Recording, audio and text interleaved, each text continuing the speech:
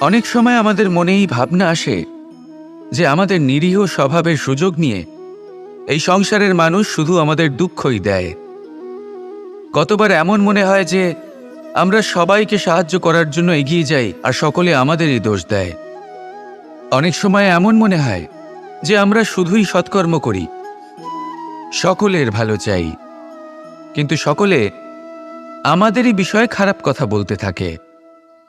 দুঃখ হয়, কিন্তু আমাদের এটা ভেবে দেখা উচিত যে মানুষ আম গাছের গায়ে পাথর ছোড়ে, শাল গাছের গায়ে পাথর কেন ছোড়ে না?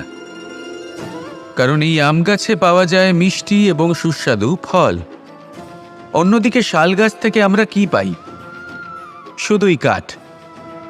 তাই যদি আপনাকে কেউ কথা শোনায়, আপনাকে কোনো কিছুতে বাধ্য করার চেষ্টা করে, আপনার বিষয়ে অনুচিত কথা বলে, তাহলে নিশ্চয়ই আপনার মধ্যে এমন বিশেষ কিছু আছে যা তাদের মধ্যে নেই।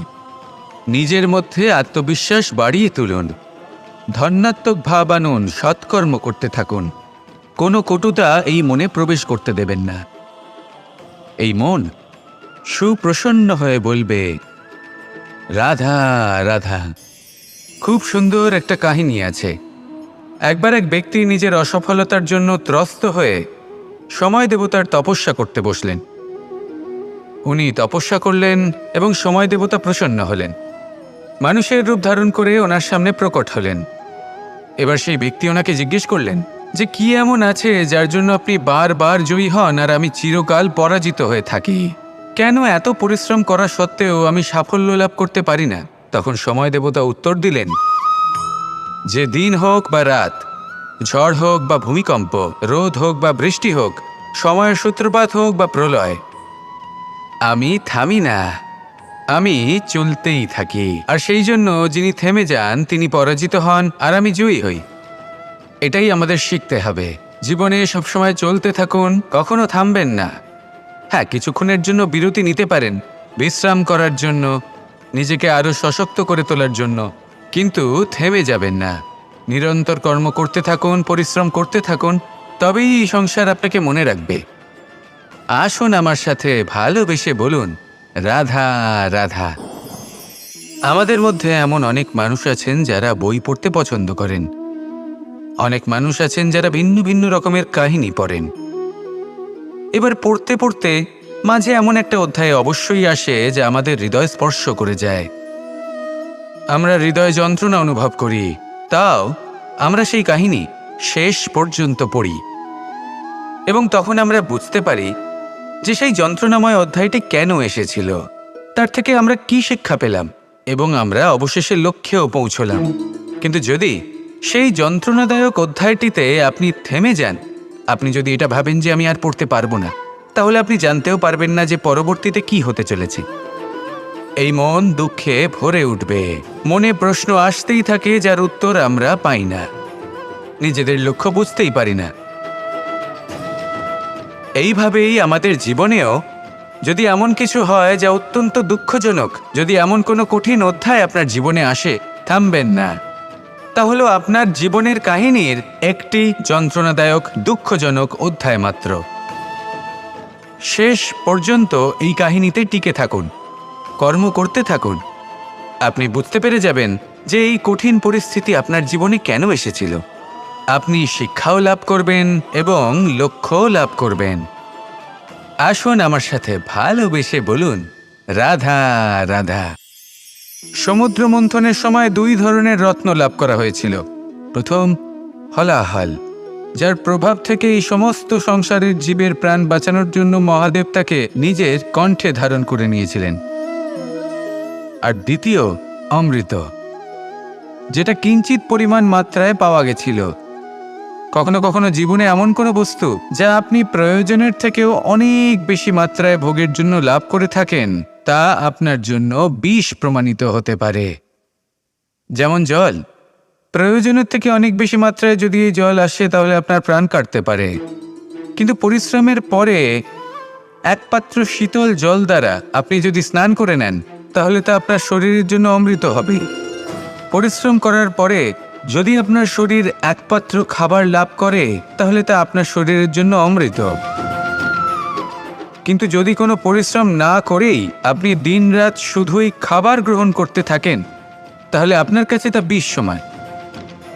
বিষ এবং অমৃত গ্রহণ করাটা আপনার উপরে নির্ভর করছে। কোনো বস্তু আপনার পক্ষে বিষও হতে পারে, আবার অমৃতও হতে পারে। নির্ভর করছে যে আপনি সেটা কিভাবে ব্যবহার করছেন, কতটা মাত্রায় ব্যবহার করছেন। আসুন আমার সাথে ভালোবেসে বলুন, রাধা রাধা। এবার এই পুরুষার্থের বিষয়ে আপনারা অবশ্যই শুনেছেন, মোক্ষ, চতুর্থ পুরুষার্থ। আপনারা কি জানেন এই মোক্ষ আসলে কি? ধর্ম, অর্থ, কামনার পালন করতে করতে মৃত্যু লাভ করা, এটাই কি মোক্ষ? না, মোক্ষ হলো সেটাই যা জন্ম এবং মৃত্যুর ঊর্ধ্বে। প্রত্যেক ব্যক্তি, প্রত্যেক জীবই সংসারে কোনো না কোনো বিশেষ প্রয়োজনে আসে। ধর্মপথে, সৎপথে অর্থ উপার্জন করা, প্রয়োজনকে পূর্ণ করার চেষ্টা করতে করতে সেই প্রয়োজনকে পূর্ণ করা তাকে মুক্তির পথে নিয়ে যায়, যা হলো মোক্ষ। যদি এই মোক্ষ লাভ না হয়, তাহলে মানুষ জন্ম এবং মৃত্যুর এই চক্রে বারবার ফিরে আসবে। তাই নিঃস্বার্থভাবে সদ্ভাব নিয়ে কর্ম করুন, সকলকে ভালোবাসুন, আর আমার সাথে বলুন, রাধা রাধা। ইচ্ছে বড়ই বিচিত্র জিনিস। এই ইচ্ছে যদি তা পূর্ণ না হয়, তাহলে তা ক্রোধকে জন্ম দেয়। যদি তা পূর্ণ হয়, তাহলে লোভকে জন্ম দেয়। যদি সময়ের মধ্যে পূর্ণ না হয়, তাহলে শোককে জন্ম দেয়। আর যদি সময়ের পূর্বেই পূর্ণ হয়ে যায়, তাহলে অহংকারকে জন্ম দেয়। সকলের ইচ্ছে থাকে, আপনারও অবশ্যই থাকবে, তা অবশ্যই পূরণ করবেন। কিন্তু একটা কথা মনে রাখবেন, আপনার এই জীবন, এটা কোনোভাবেই আপনার ইচ্ছে পূরণ করার মাধ্যম নয়। এ হলো ধৈর্য সাধনের এক মাধ্যম, নিয়ন্ত্রণ করার এক মাধ্যম। নিয়ন্ত্রণ নিজের কামনার ওপর, নিজের ইচ্ছের ওপর, নিজের আবেগের ওপর। কারণ ইচ্ছে, এটা হলো সেই অশ্বের মতো যা একবার লাগাম ছাড়া হয়ে গেলে, আপনার হাত থেকে যদি এই লাগাম বেরিয়ে যায়, তাহলে তা আপনাকে সোজা বিনাশের পথে নিয়ে যেতে পারে। কিন্তু যদি আপনি একে নিয়ন্ত্রণ করতে পারেন, তাহলে এটা আপনাকে সাফল্যের শিখরে অবশ্যই পৌঁছে দিতে পারে। তাহলে ইচ্ছেগুলিকে নিয়ন্ত্রণ করুন, আর আমার সাথে ভালোবেসে বলুন, রাধা রাধা। মানুষের জীবন বড়ই বিচিত্র হয়। যেই মুহূর্তে জন্ম নেয়, একটা প্রতিস্পর্ধায় প্রবেশ করতে থাকে। মানুষ জন্ম নেয় আর প্রতিস্পর্ধা শুরু হয়ে যায় ভাই এবং বোনের মধ্যে সর্বশ্রেষ্ঠ হবার, সবার থেকে এগিয়ে থাকার। তারপরে সে যায় গুরুকুলে। নিজের বন্ধুদের মধ্যে সর্বশ্রেষ্ঠ হওয়ার প্রতিস্পর্ধা শুরু হয়। এবার সেখান থেকে বাইরে বেরিয়ে সংসার জীবনে প্রবেশ করে ধন উপার্জনের প্রতিস্পর্ধা শুরু হয়। তা সে যুদ্ধই হোক বা কলা হোক, এই প্রতিস্পর্ধা কখনোই আমাদের পিছু ছাড়ে না। তাই যদি প্রতিস্পর্ধা করতেই হয়, তাহলে আমরা মানুষকে সাহায্য করার প্রতিস্পর্ধা কেন করব না? এমন এক প্রতিস্পর্ধা যাতে যে কেউ জিতুক বা যে কেউ হারুক না কেন, লাভ সকলের হবে। সকলের মধ্যে প্রেম বিতরণ করতে থাকুন, এইভাবেই আনন্দ বিতরণ করতে থাকুন, আর আমার সাথে ভালোবেসে বলুন, রাধা রাধা। আমরা সকলে শক্তি অনুভব করতে চাই। এবার যদি আপনাকে জিজ্ঞেস করা হয় যে সবথেকে বেশি শক্তির অনুভব কোথা থেকে করা সম্ভব, তখন কেউ কেউ বলবেন পুষ্টিকর আহার গ্রহণ করলে, ব্যায়াম করলে। কেউ বলবেন ধন লাভ করলে, বন্ধুদের থেকে, পরিবারের থেকে, আদি ইত্যাদি। এইভাবে আপনি শক্তির অনুভব অবশ্যই করতে পারেন। কিন্তু সবথেকে বেশি শক্তির অনুভব যদি আপনি করতে চান, তাহলে তা পাবেন শুধু একতার দ্বারা, সংগঠনের দ্বারা। যদি আপনাকে উদাহরণ দিই, নিজের এই হাতটাকে দেখুন, 5টা আঙুল রয়েছে। কোনো একটা বস্তুকে নিজের একটা আঙুল দ্বারা তুলে ধরার চেষ্টা করে দেখুন, বড়ই কষ্ট হবে। তখন আপনি বুঝতে পারবেন, যখন এই 5টি আঙুল একত্রিত হয়, তখন কোনো কাজ কতটা সহজ হতে পারে। এটাই হলো শক্তি, একতার। সবথেকে ভালো উদাহরণ যদি আপনাকে দিই, তাহলে বাঁশি। এই বাঁশি থেকে অত্যন্ত মধুর সুর নির্গত হয়, যা সবার মন প্রসন্ন করে দেয়। এই কথা সত্যি। কিন্তু এই বাঁশি আমি একটা বা দুটো আঙুল দিয়ে বাজাতে পারবো না। আমাকে প্রত্যেকটা আঙুল ব্যবহার করতেই হবে, তবেই এর থেকে মধুর সুর নির্গত হবে যা সকলকে প্রসন্ন করবে, ঠিক কিনা? ঠিক এইভাবেই যদি আপনি চান যে আপনার জীবনরূপী বাঁশি থেকেও মধুর সুর নির্গত হোক বা সবার মনকে প্রসন্ন করে তুলুক, তাহলে আপনাকেও জীবনে একতা নিয়ে আসতেই হবে। আপনি একাও কর্ম করতে পারেন, পথ চলতেও পারেন, সামনেও এগোতে পারেন, সাফল্যও লাভ করতে পারেন। কিন্তু যখন সকলে একসাথে এগোবেন, সেই পথে চলবেন, সেই কর্মই করবেন, তখন লক্ষ্যে অবশ্যই পৌঁছবেন, সাফল্য অবশ্যই লাভ করবেন। কিন্তু সেই সাফল্য এবং তার আনন্দর সংমিশ্রণটাই একটু অন্যরকম হবে।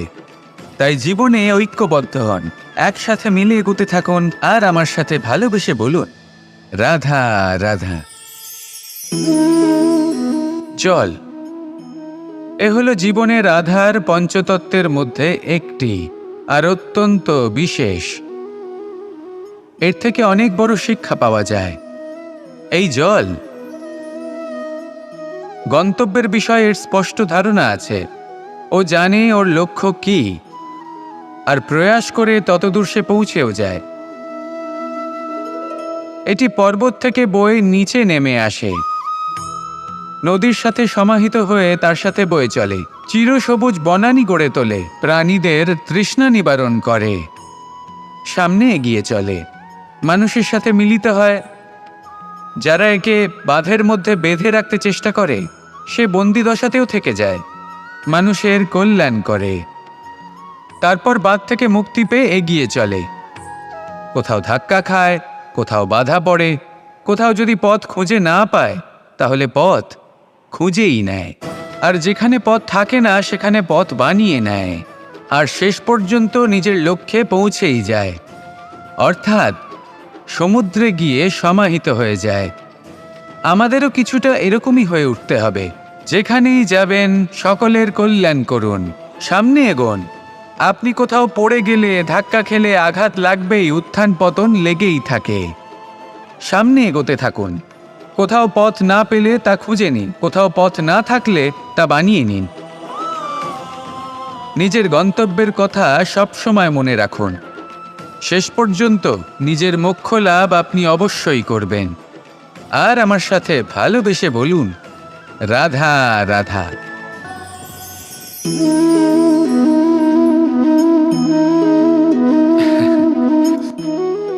ঘুমের মধ্যে আমরা বিভিন্ন ধরনের স্বপ্ন দেখি, কিছু সুখের, কিছু দুঃখের, কিছু অত্যন্ত ভয়ানক।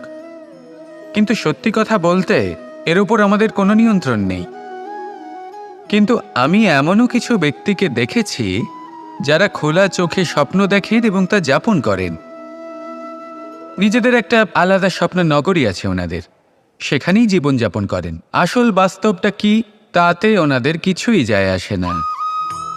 এমন কিছু মানুষ আছেন যাদের কাছে বিন্দুমাত্র জ্ঞান নেই, সে না হয় ঠিক আছে, কিন্তু জ্ঞান এমনভাবে প্রদান করবেন যে মনে হবে সংসারের সমস্ত জ্ঞান তাদের কাছেই রয়েছে। এমন কিছু মানুষ আছেন যারা ভালোবাসতে জানেন না, আর তাও আমি মেনে নিলাম, কিন্তু কথা এমনভাবে বলবেন তাতে মনে হবে যেন প্রেমের বিষয়ে সবকিছু শুধুমাত্র ইনিই জানেন। এবার আমি এমন কথা অবশ্যই বলছি না যে আপনি এরকম করেন, কিন্তু যদি কোনো ব্যক্তি এরকম করেন তাহলে তার এটা মাথায় রাখা উচিত যে সেই ব্যক্তি অন্য কারোর সাথে নয়, নিজের সাথে অনুচিত করছেন। কারণ এমন কাজ করে উনি নিজের দোষ, নিজের অপগুণ সংসারের কাছে নয়, নিজের কাছে লুকোচ্ছেন। আপনি যদি নিজেকে বুঝতে না পারেন, সম্পূর্ণরূপে নিজেকে আকলন না করেন, নিজের অপগুণ, নিজের দোষ পূর্ণরূপে না বুঝতে পারেন, তাহলে এটা কি করে বুঝবেন যে নিজেকে কিভাবে শুধরে নিতে হবে? আপনাকে নিজের সত্য স্বীকার করতেই হবে, তারপরেই আপনি নিজেকে পরিবর্তন করতে পারবেন। তাহলে স্বপ্নে নয়, বাস্তবে বাঁচুন, আনন্দে বাঁচুন, আর আমার সাথে ভালোবেসে বলুন, রাধা রাধা। যতক্ষণ আমরা এই সংসারে জীবিত ততক্ষণ আমাদের সাথে সবকিছু থাকে, আমাদের ধন, সুখ স্বাচ্ছন্দ্য, আমাদের মিত্রগণ, আমাদের পরিবার, এই সমাজ, এই সব কিছু আমাদের সাথে থাকে। যেদিন আমরা এই সংসারকে ত্যাগ করব, এদের মধ্যে কেউ আমাদের সাথে যাবে না। না ধন, না স্বাচ্ছন্দ্য, না সম্পত্তি। এই সকল মানুষ, এই সমাজ, এরা শুধুমাত্রই শ্মশান পর্যন্ত আমাদের সাথে থাকতে পারবেন। তারপরে যদি আমাদের সাথে কিছু যেতে পারে, তাহলে তা শুধুই আমাদের ধর্ম। আর এই সংসারে আমরা নিজেদের যে সুনাম রেখে যাই, সেটা সম্ভব শুধুমাত্র কর্মের দ্বারা। সেই জন্য সংসারে যতদিন পর্যন্ত জীবিত আছেন, যদি কিছু অর্জন করতে চান, তাহলে ধর্ম অর্জন করুন, ধর্মের বিষয়ে স্পষ্টতা অর্জন করুন এবং কর্ম অর্জন করুন। এটাই হবে আপনার অতীত এবং এটাই হবে আপনার ভবিষ্যৎ, এবং এটাই সকলকে প্রেরণা প্রদান করবে। আসুন আমার সাথে ভালোবেসে বলুন, রাধা রাধা। বস্ত্র আমাদের সকলের প্রিয়, এটা আমাদের জীবনযাপনের জন্য প্রয়োজনীয়। আমরা সবসময় চেষ্টা করি সেই বস্ত্র পরতে যা পরলে আমাদের দেখতে ভালো লাগে। কিন্তু কখনো এই কথা ভেবে দেখেছেন যে কিছু বস্ত্র যদি স্বচ্ছ হয়, তাহলে তা পুরনো হলেও দেখতে ভালো লাগে? ঠিক তেমনই, যেমন কোনো খাবার যদি মশলাদার না হয়, অত্যন্ত সুস্বাদু নাও হয়, কিন্তু যদি তা গরম হয়, টাটকা হয়, তাহলে খেতে ভালোই লাগে। ঠিক সেইভাবেই যদি কোনো ব্যক্তি সুন্দর নাও হয়, কিন্তু তার কথা খুবই মধুর হয়, তাহলে সেই ব্যক্তি সকলের প্রিয় হয়। কোনো ব্যক্তি যদি ধনবান নাও হন, কিন্তু তিনি যদি গুণী হন, তাহলে এই সংসারে সম্মান লাভ করেন। সেই জন্য কখনো এই বিষয়ে দুঃখ পাবেন না যে আপনার কাছে ভৌতিক স্বাচ্ছন্দ্য নেই। আপনার কাছে সবথেকে বড় বস্তু, সবথেকে মূল্যবান বস্তু যেটা আছে, সেটা হলো আপনার আত্মা, আপনার মন, আপনার বিচারধারা, আপনার গুণ, আপনার কথা। এগুলো সবসময় শুভ রাখুন এবং সবসময় নিজের সাথে রাখুন। এই জীবন সফল হবে এবং প্রেমময় হয়ে বলে উঠবে, রাধা রাধা।